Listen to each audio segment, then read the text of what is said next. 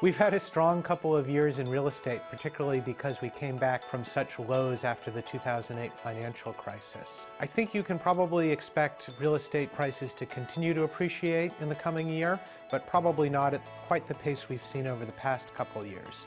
Part of the reason is that real estate prices have just climbed a lot faster than wages have, so it's gotten harder and harder for young people who tend to drive the real estate market to afford homes. Then, of course, the Fed is also raising interest rates. The more it costs to borrow money, the less you can borrow to make a bigger down payment on a house.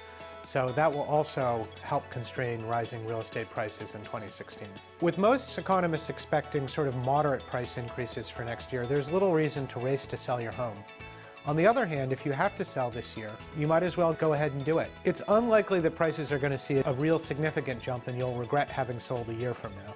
Across the country, the market's still somewhat of a mixed bag. So if you're in a soft market and you're a buyer, it may make sense to bid aggressively, say 10% under the asking price.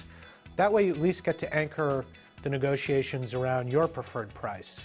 If you're in a tight market, you might not want to try that tactic. But if you're an older buyer, keep in mind you'll be competing against a lot of millennials and Gen Xers who they're really still just recovering from the financial crisis and they don't always have the financial resources you do. That means if you can, one way to stand out is to offer more than the traditional 20% down, maybe even all in cash. And if you can, get pre-qualified for a mortgage. It's still pretty tough to get a mortgage these days. So if you can show that that's an option for you, it can help you stand out against other bidders. It's certainly not a weak housing market, but as one of my sources said, the housing market really needs to pause for a little while for the rest of the economy to catch up.